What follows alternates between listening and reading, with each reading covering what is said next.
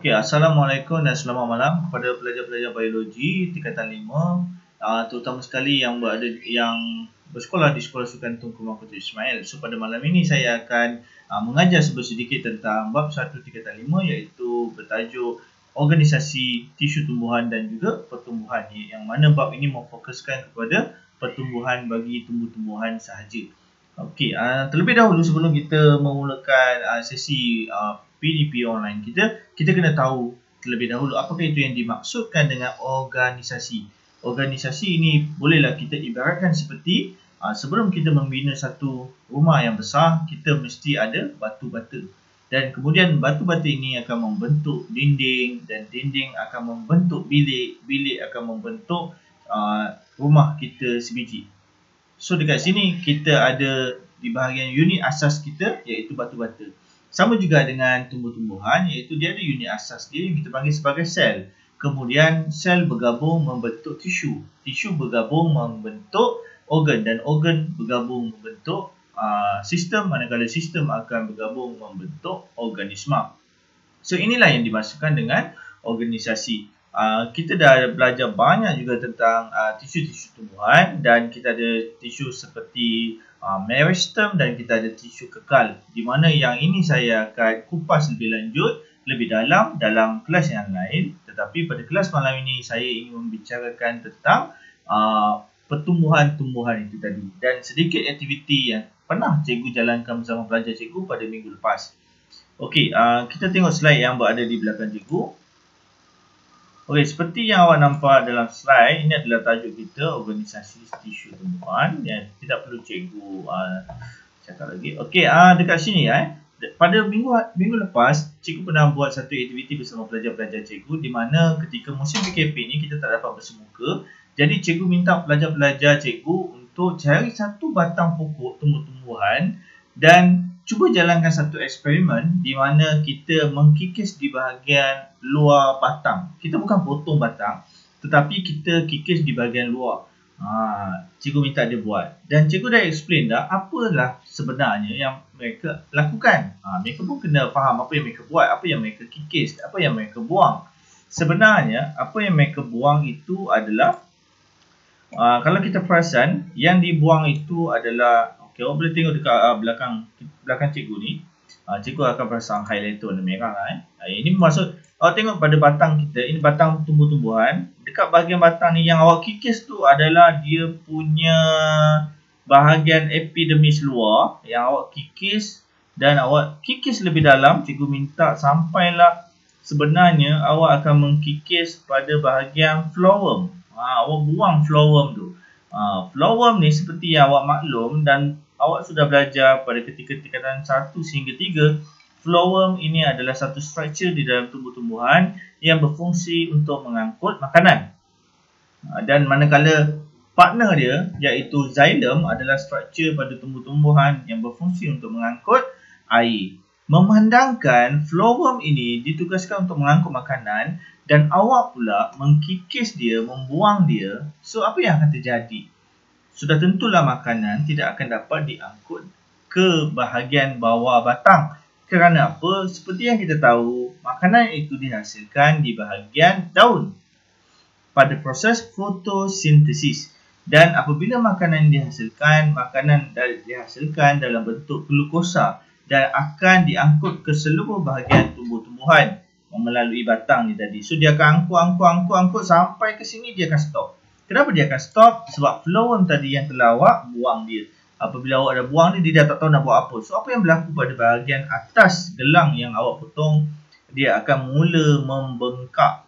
Dia akan mula membengkak, saiz dia akan menjadi lebih besar. Kenapa? Berlakunya pengumpulan glukosa.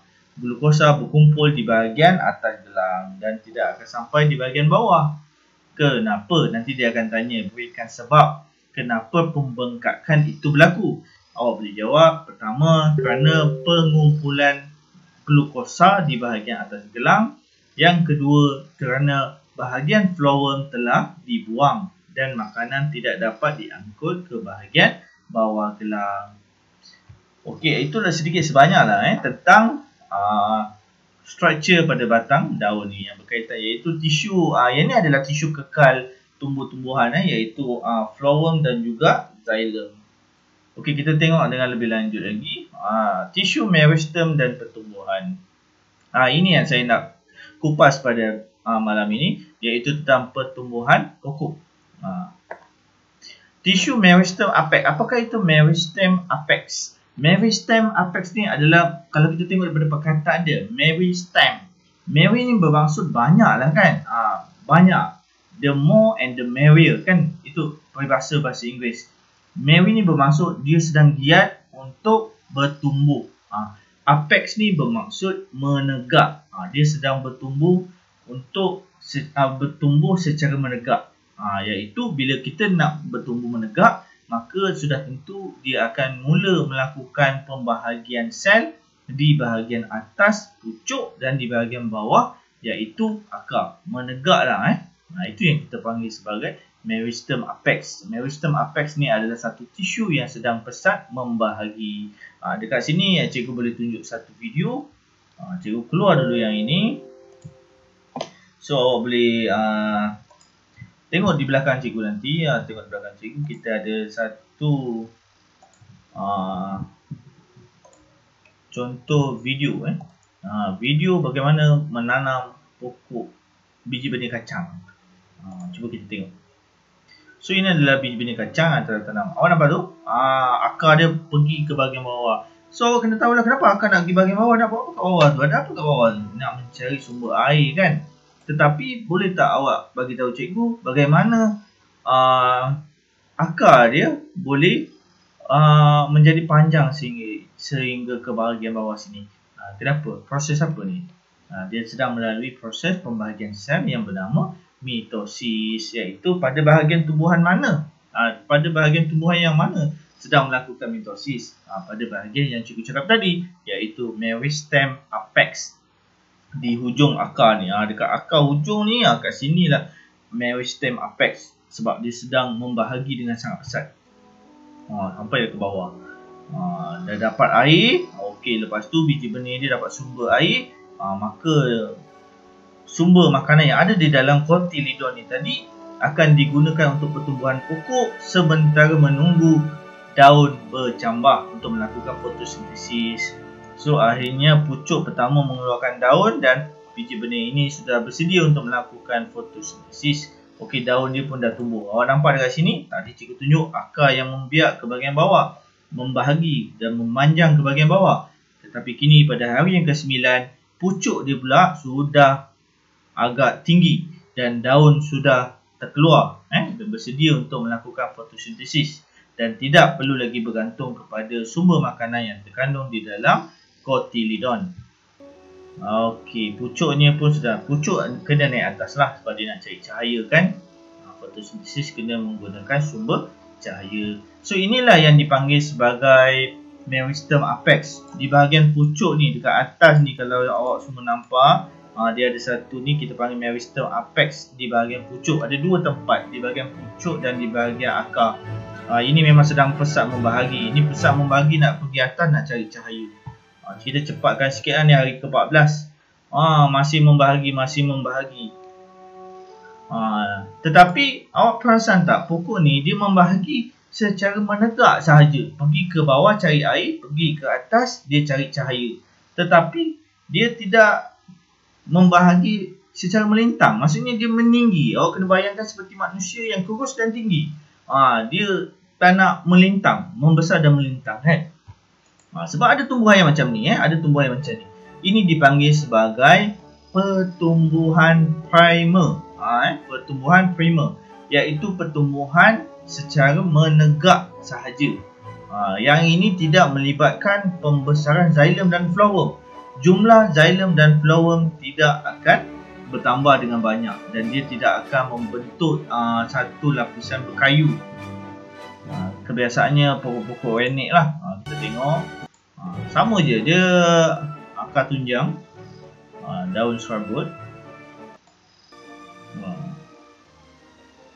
Okey, itu dah contohnya lah.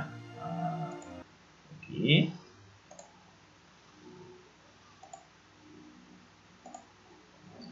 kembali kepada PowerPoint kita. So itu yang dipanggil sebagai pertumbuhan primer. Pertumbuhan primer.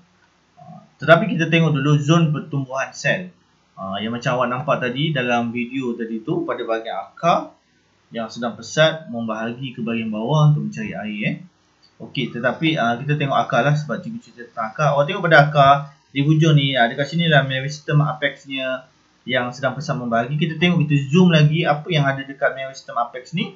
Awak tengok pada bahagian akar dia, pada bahagian akar yang meristem apex ni, ini yang dimasukkan dekat sini. Cikgu ambil pointer sikit, highlight. So ini adalah meristem apex, pesat membahagi secara mitosis. Dekat sini adalah zon pembahagian sel. Kenapa dekat sini adalah zon pembahagian sel? Sebab dia ada meristem apex. Dekat bahagian sini adalah zon pemanjangan sel, iaitu sel tumbuhan semakin panjang. Tetapi kena ingat, sel tumbuhan tu semakin panjang sebab dia dah mula mengambil air. So dia jadi panjang lah sebab bakual ni pun dah semakin membesar. Tetapi dia masih tidak apa yang kita panggil, dia tidak menjadi satu sel yang khusus. Bila dia menjadi satu sel yang khusus, dia akan berada di zon pembezaan sel. Sebab apa kita panggil sebagai pembezaan sel? Sebab dekat sinilah sel tu kita akan bezakan dia, sebab dia mula menjalankan fungsi-fungsi yang tertentu dan dia mula menjadi rambut akar, dia mula membentuk korteks dan dia mula membentuk xylem dan dia mula menjadi phloem. Itu yang dimasukkan dengan pembezaan sel. Dekat zon pemanjangan ni, sel tumbuhan adalah sama seperti yang selalu awak lukis, bentuk empat segi tepat, ada vakuol dan ada nukleus. Tetapi pada zon pembezaan sel, sel tumbuhan yang selalu awak lukis dalam bentuk empat segi tepat tu dah tak sama bentuk, sebab dia sudah menjadi sel khusus. Seperti xylem. Xylem bentuk dia bulat dan panjang. Phloem pun sama, dia bentuk shallow, ada bentuk rambut akar dan ada bentuk korteks. Dia berlainan lah. Ada 3 zon kena ingat ada 3 zon. Cikgu gunakan highlight yang berlainan warna supaya awak nampak. Kita ada satu zon pembezaan sel, zon pemanjangan sel dan zon pembahagian sel. Okey.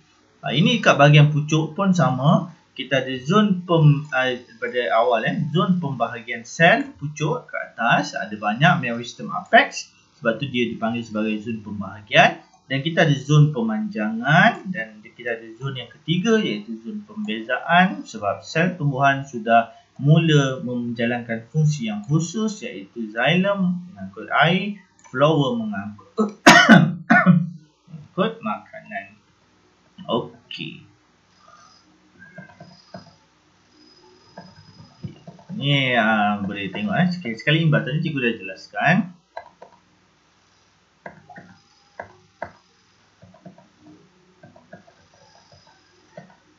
Okey, pertumbuhan primer dan pertumbuhan sekunder. Apakah itu pertumbuhan primer dan pertumbuhan sekunder?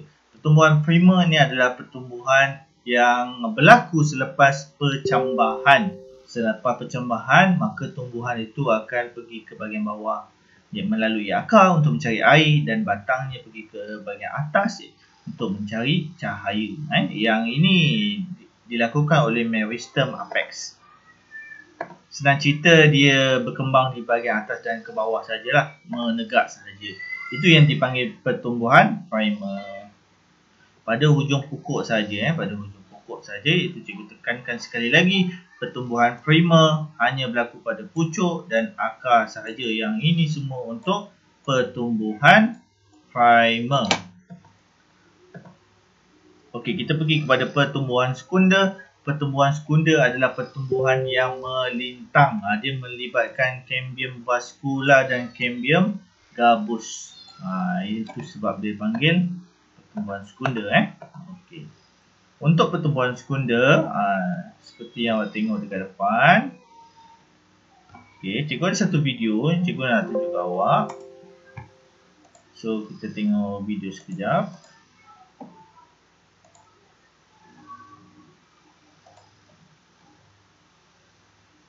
Like all plants, this sapling has elongated through primary growth at root and shoot tips.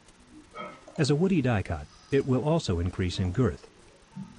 This is accomplished by secondary growth involving the vascular cambium, which is meristematic tissue that... Okey, ini adalah keratan rentas batang tumbuhan seperti yang cikgu tunjuk pada awal-awal. Ini adalah warna pink adalah phloem, warna biru adalah xylem. Warna yang phloem dia ada di bahagian luar.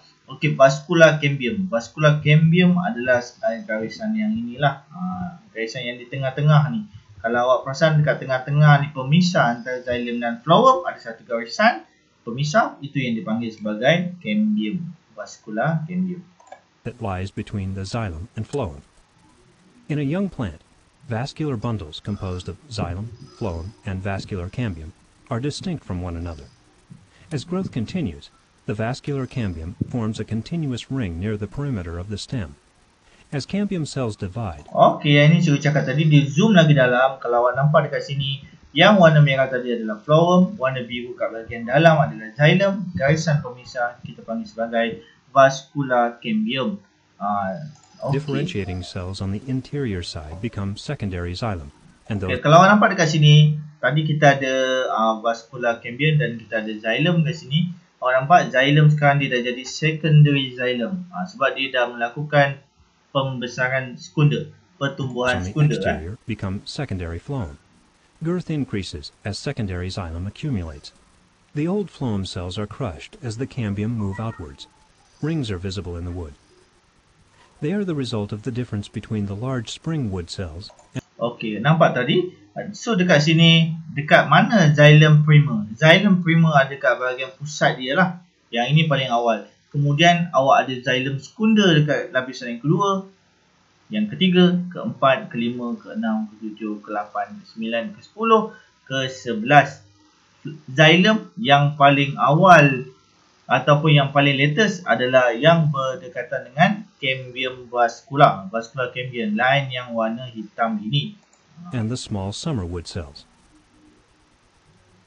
Bark replaces epidermis on the exterior of the trunk, as meristem just beneath the epidermis produces cork cells. These are filled with waterproof material and help protect the tree. The role of bark is quite important, since the active... Okey, itu sedikit sebanyak. Okey. So, semoga awak faham Okey, dekat sini kalau awak tengok balik, cikgu tunjuk dekat sini. Okey, xylem primer, xylem secundar. Xylem secundar, xylem yang paling latest adalah berdekatan dengan cambium vascular. Ini adalah cambium vascular, dia berdekatan. Xylem yang terdahulu akan berada di tengah-tengah pusat, iaitu xylem primer kita panggil. Okey, yang ini adalah phloem primer. Di mana phloem secundar? Phloem secundar akan berada berdekatan dengan cambium vascular, dan phloem primer akan menjauhi cambium vascular. Yang phloem primer ni dia akan ditolak keluar. Dia akan ditolak keluar. So, apa yang akan terjadi kepada cambium yang terdahulu? Dia akan membentuk cambium gabus. So, benda ni dia berlaku bertahun-tahun lah. Itu yang dipanggil sebagai pertumbuhan sekunder. So, awak nampak kat sini tengok baik-baik. Ini ada dalam buku teks. Tengok dalam buku teks. So, awak tengok kat sini apa jadi? Phloem secundar. Phloem secundar dia ada dekat bahagian bersebelahan dengan cambium vascular. Phloem primer akan ditolak keluar. Okey, xylem primer dia akan ditolak ke bahagian dalam pusat pokok, dan xylem secundar akan berada di berdekatan bersebelahan dengan cambium vascular. Okey. So, untuk pemahaman yang lebih lanjut, awak boleh baca di dalam buku teks lah. Nanti awak akan nampak. So, awak jangan tengok gambar yang terlalu banyak lah, sebab nanti awak akan pening. So, macam mana kita nak ada sesetengah saintis ataupun pakar-pakar botanis, pakar-pakar tumbuh-tumbuhan, dia menentukan usia sesuatu pokok itu berdasarkan gelang yang terhasil pada bahagian batangnya. So, kalau awak nampak kat sini, batang ni xylem secundar gelang berwarna cerah. Gelang berwarna cerah pada xylem yang terbentuk ni. Kenapa dia berwarna cerah dan besar? Kerana masa ini adalah masa yang sesuai untuk pokok ini membesar. Masa ni sesuai lah, suhu sesuai sebab mungkin masa ni adalah musim bunga, jadi dia sesuai. Jadi dia mengangkut air dengan sangat banyak dan besar dia punya xylem. Tetapi tengok pada xylem sekunder yang mempunyai gelang yang pendek dan gelap. Mungkin masa ni musim panas, jadi dia tak nak kehilangan air, maka xylemnya kecil je. Jadi kita boleh tengoklah usia sesuatu pokok. Malahan ada yang pokok kita boleh tengok dia punya gelang dia ada macam sama je. Itu menunjukkan biasanya satu gelang adalah 1 tahun. Jadi kita terfikir-fikir bagaimana sesuatu saintis boleh menentukan okey pokok ini usia dia dah 100 juta tahun. Macam mana dia tahu? Dia tahu melalui konsep ni lah, konsep pertumbuhan sekunder yang membentuk gelang-gelang xylem sekunder. Okey.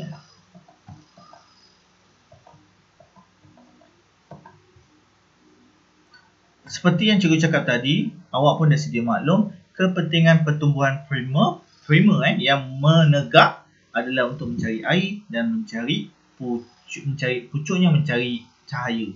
Kenapa awak nak mencari air? Selain daripada mencari air, awak juga akar tu tadi ingin mencengkam tanah supaya lebih stabil. Manakala pucuk mencari cahaya supaya pokok itu dapat membesar dan dapat melakukan fotosintesis. Tetapi apa pula kepentingan pertumbuhan sekunder? Pertumbuhan sekunder akan memberikan tumbuhan ini kestabilan disebabkan luas permukaannya yang semakin besar. Luas permukaan semakin besar, dia semakin stabil. Sebab dia mula membesar secara melintang. Selain daripada itu, dia akan memberikan sokongan mekanikal. Apakah itu yang dimaksudkan dengan mekanikal? Bermaksud dia lebih kukuh lah sebab tumbuhan batangnya sudah menjadi berkayu dan keras disebabkan oleh mampatan xylem tahun demi tahun tu tadi.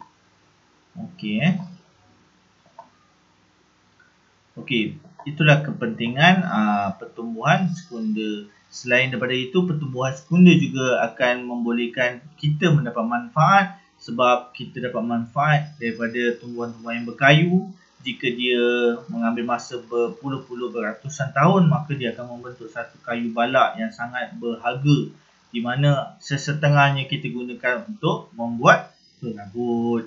Itulah contoh-contoh kepentingan dan juga manfaatnya kepada manusia. Inilah contohnya pertumbuhan sekunder. Disebabkan pokok-pokok ni tadi membesar secara pertumbuhan sekunder, maka dapatlah kita manfaat daripada segi ekonomi untuk buat perabot kan. Itulah contoh Okey, itu saja. Cikgu tak nak pergi dengan lebih dalam sebab nanti mungkin kita akan ada sesi PDP yang bersifat fizikal. Masa tu cikgu akan tunjuk dengan lebih dalam lah. Okey, ada satu yang ingin cikgu kongsikan dengan awak. Sekejap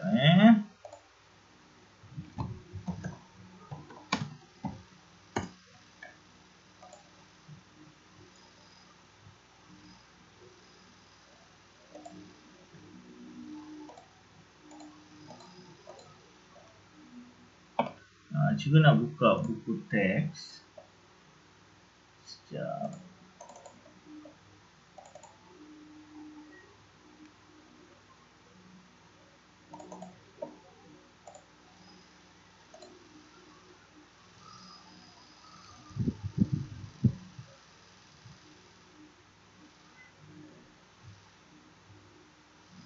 Okey, tak dapat buka tak apa, sekejap.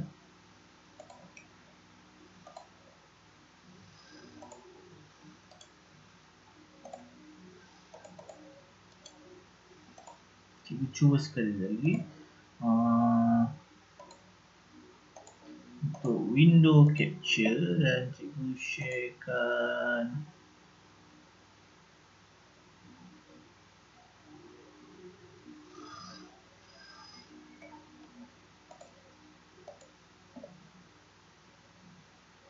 Okey, tak apa, tak dapat display capture.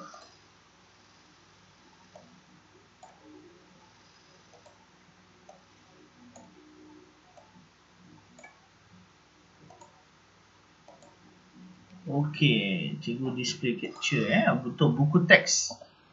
So dalam buku teks ada satu aktiviti yang menarik yang cikgu nak pelajar-pelajar boleh cubalah.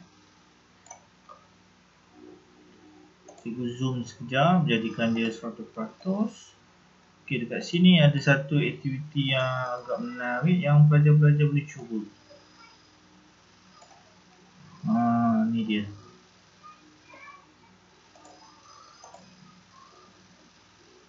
Okey, so ini adalah assignment untuk pelajar-pelajar cikgu, iaitu pada bab 1, pada subtopik 1.2 dia ada satu eksperimen di mana pelajar-pelajar dikehendaki untuk mengkaji kesan bunyi terhadap pertumbuhan di dalam tumbuhan. So apakah yang awak sebab apa cikgu nak buat ni? Sebab ada pelajar cikgu dia suka dengan muzik, dia suka main gitar, dan dia pemain gitar yang baik. So apa kata awak main gitar tu dan letak satu pokok kat sebelah awak. So awak tengok kesan dia. Kesan muzik terhadap pertumbuhan pokok. Pastikan awak ada pokok yang sama tetapi awak dendangkan muzik yang berlainan terhadap pokok-pokok. Katakanlah awak ada 2 pokok saja, awak pakai 2 pokok saja. Setiap pagi, setiap petang awak dendangkan lagu muzik klasik. Manakala satu lagi pokok awak dendangkan dia, dedahkan dia dengan lagu muzik heavy metal. Nampak macam pelik kan eksperimen ni, tapi why not awak cuba. Ada dalam buku teks. Maksudnya dia adalah satu ilmu juga. Cuba awak jalankan kajian. So ini cikgu tinggalkan awak dengan assignment ini 1.2 subtopik. Cikgu minta nanti cikgu akan masukkan assignment ni dalam Microsoft Teams pelajar-pelajar cikgu. So saya minta awak cubalah untuk buat. Okey,